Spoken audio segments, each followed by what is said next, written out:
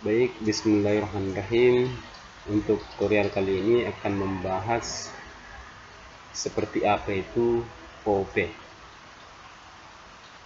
OOP itu adalah Object Oriented Programming atau disebut pemrograman berorientasi objek. Nah, di dalam bahasa Java itu menerapkan sebuah konsep yang disebut dengan OOP. Kemudian OOP juga ini tidak hanya diterapkan di dalam bahasa pemrograman Java, namun juga diterapkan di bahasa pemrograman misalnya PHP, ya, bahasa pemrograman PHP, kemudian bahasa pemrograman C#, ya, C++, kemudian Visual Basic, ya, Visual Post Pro. Nah, dari semua itu juga menerapkan konsep OOP, ya. Nah, seperti apa itu OOP? OOP itu secara definisi adalah untuk mempermudah pengembang dalam program dengan cara mengikuti model yang telah ada dalam kehidupan sehari-hari.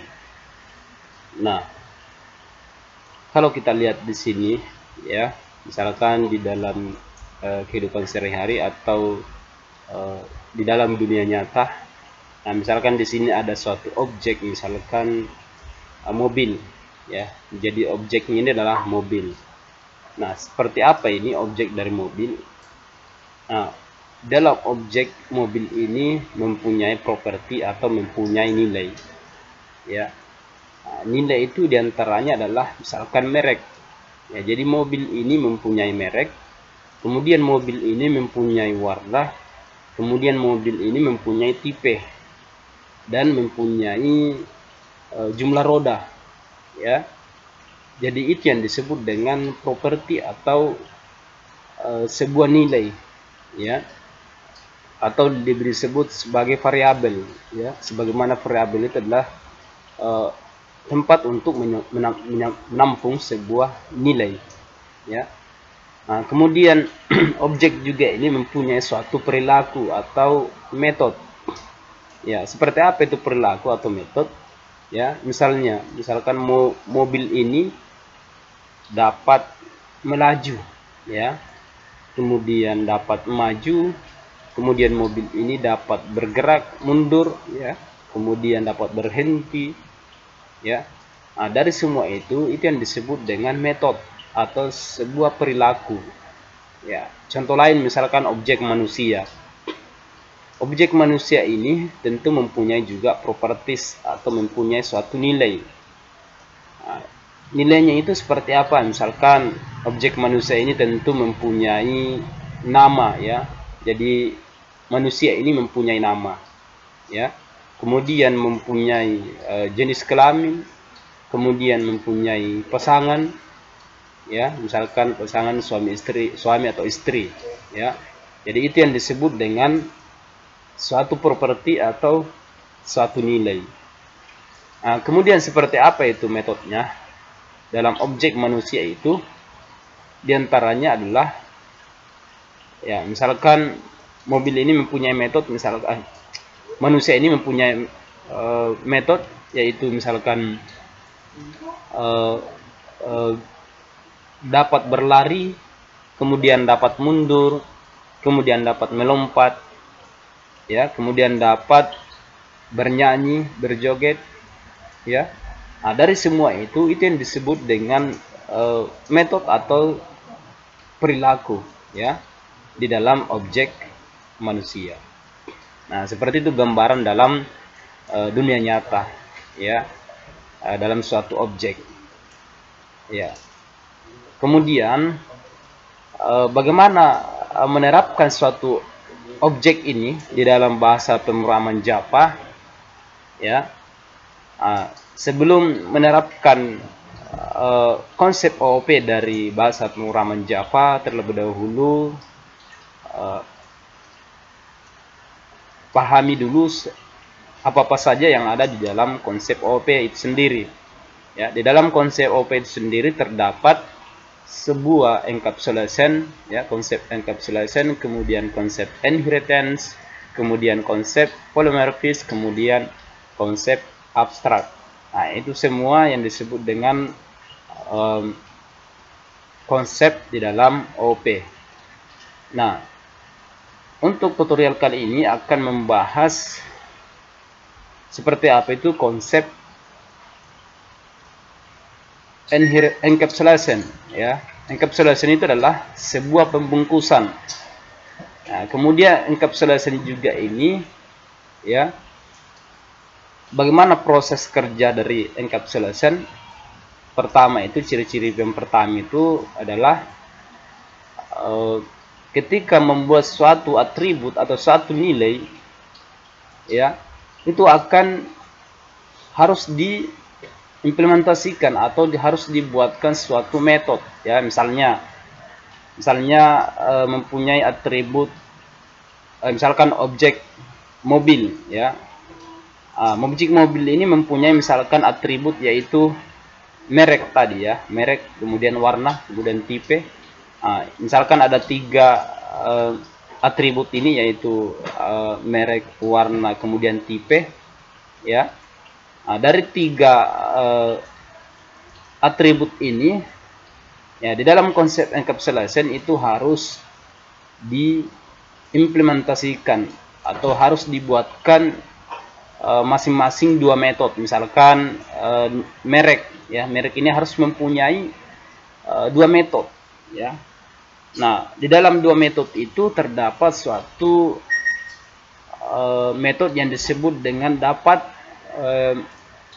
memodifikasi atau mengubah suatu nilai, ya, dari metode itu atau dari fungsi itu. Kemudian dapat mengambil suatu nilai, ya. Misalkan metode misalkan mengambil suatu nilai dari metode dari atribut merek.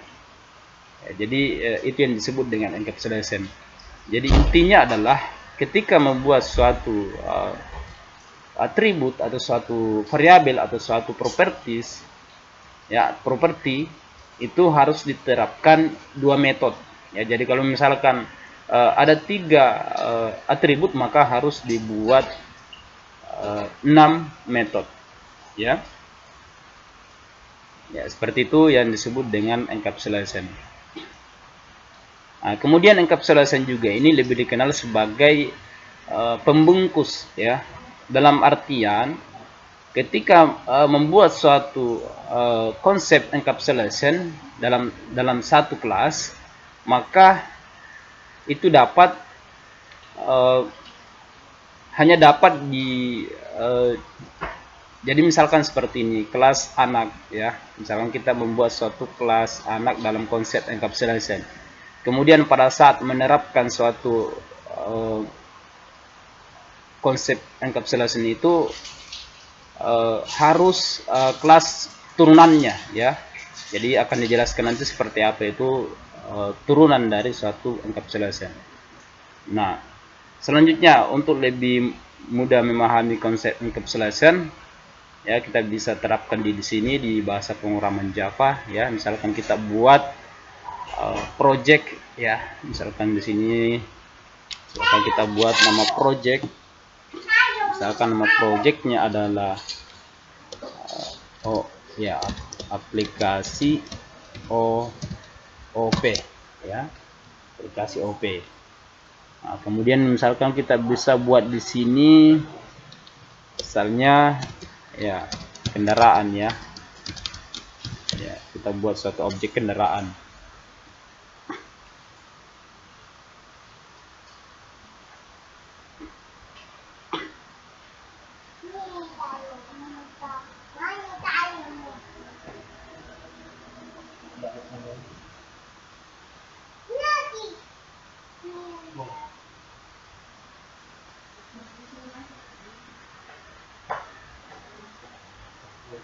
Ya.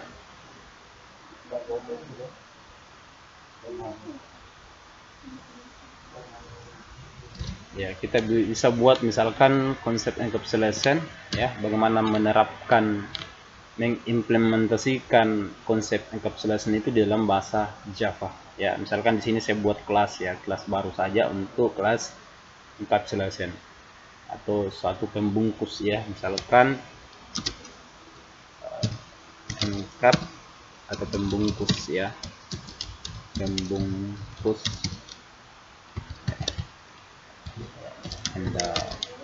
ya, ganti saja kendaraan in encapsulation ya. Jadi di sini saya buat objek kendaraan kemudian konsep encapsulation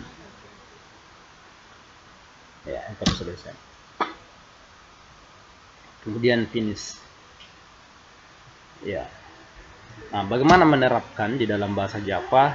Itu misalkan di sini kita buat suatu public static void main ya.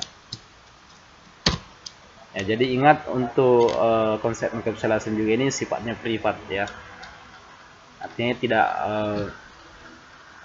untuk kelas encapsulation ini hanya bisa diterapkan di kelas lain ya, sesuai dengan kelas turunannya ya. Untuk kelas turunannya sebentar tutorial selanjutnya seperti apa itu ya, konsep inheritance ya. Misalkan di sini kita buat kata kunci privat ya. Untuk encapsulation itu kata kuncinya adalah privat ya. Sebagaimana encapsulation adalah suatu pembungkus ya, artinya lebih secure ya. Ya, artinya tidak dapat diakses oleh kelas lain ya, hanya bisa diakses oleh kelas turunannya. Nah, itu yang disebut dengan encapsulation. Nah, kemudian misalkan di sini saya buat misalkan ya atribut merek ya, dengan tipe datanya misalkan string ya. Ya, kita datanya adalah string.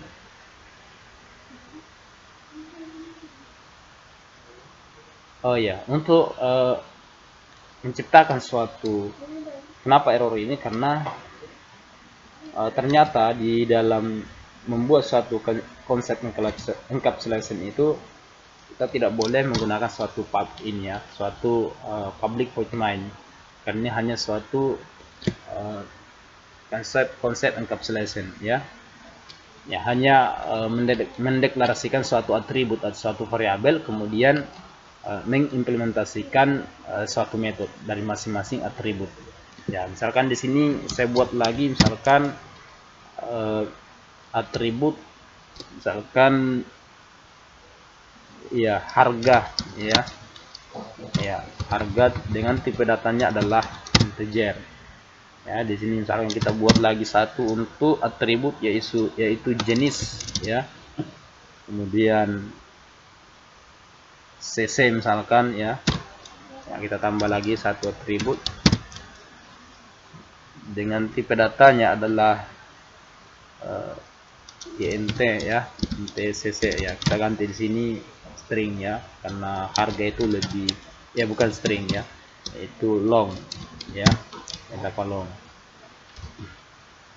ya.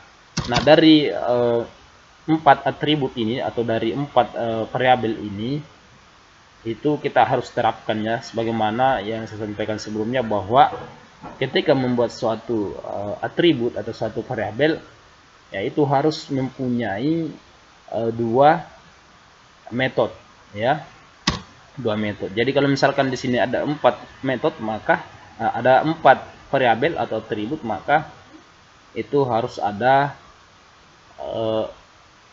metodenya ya. Jadi yaitu metodenya terdapat 8 metode ya. Ya, jadi intinya satu metode, satu atribut atau satu variabel itu terdapat 2 metode. Nah, kalau misalkan ada 4 ya, maka metodenya ada 8 ya. Seperti apa dan bagaimana cara membuat suatu metode ya di dalam konsep encapsulation tanpa mengetik semua metode itu ya. Di sini di dalam Java ya, di dalam NetBeans ini sudah disiapkan untuk memudahkan suatu programming dalam menerapkan suatu encapsulation. Pertama di sini kita klik kanan di area kosongnya ya, area kosong setelah membuat atribut atau variabel. Di sini klik kanan, kemudian pilih insert kode ya. Kemudian kita pilih di sini get setternya. Ya, jadi kita membuat suatu metode yaitu get dan setternya, getter setternya. Artinya ya, sebagaimana sebelumnya saya sampaikan bahwa membuat metode itu masing-masing membuat, maksudnya metode itu ya, jadi misalkan ada satu atribut kemudian ada dua metode, masing-masing metode itu terdapat metode yaitu dapat mengambil suatu nilai dan metode kedua dapat mengubah suatu nilai ya. Jadi getter ini adalah mengambil suatu nilai, kemudian setter ini dapat mengubah atau memodifikasi suatu nilai. Ya, lanjutkannya di sini tadi ya, saya ulangi, di sini klik kanan kemudian insert kode, kemudian get and setter ya, getter and setter. Kemudian di sini akan secara otomatis akan tampil sebuah atribut atau sebuah variabel yang telah dibuat ya. Nah, di sini kita bisa pilih salah satunya saja, ataukah misalkan kita pilih semua ya. Nah, kita bisa pilih semua ini yang di atas ini, atau bisa dipilih sesuai dengan keinginan yang akan dibuatkan suatu metode ya, misalkan seperti ini ya. Kita pilih semua, kemudian generate ya. Jadi kita generate atribut ini atau variabel ini ya. Nah, setelah itu secara otomatis akan tercipta suatu metode ya. Nah, ini coba diperhatikan, di sini ada get merek, kemudian di sini ada set merek. Nah, ini yang disebut dengan dua metode ya. Jadi dalam satu atribut atau variabel ini mempunyai dua metode, yaitu get merek artinya dapat mengambil suatu nilai, kemudian metode kedua ini dapat mengubah atau memodifikasi suatu nilai. Kemudian juga jenis ya, atribut jenis atau variabel jenis juga ini mempunyai dua metode, yaitu metode mengambil suatu nilai kemudian mengubah suatu nilai, itu set ya, artinya setting ya, mengubah ya, memodifikasi. Begitupun dengan atribut harga juga mempunyai dua metode. Begitupun dengan atribut atau variabel cc ya, itu juga mempunyai dua metode.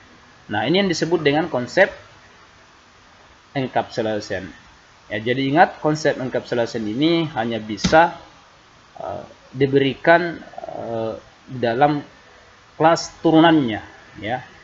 Nah, seperti itu ya. Untuk tutorial kali ini saya kira cukup ya. Sampai ya, silakan saksikan lagi tutorial selanjutnya terkait inheritance ya, atau turunan atau pewarisan ya. Sekian.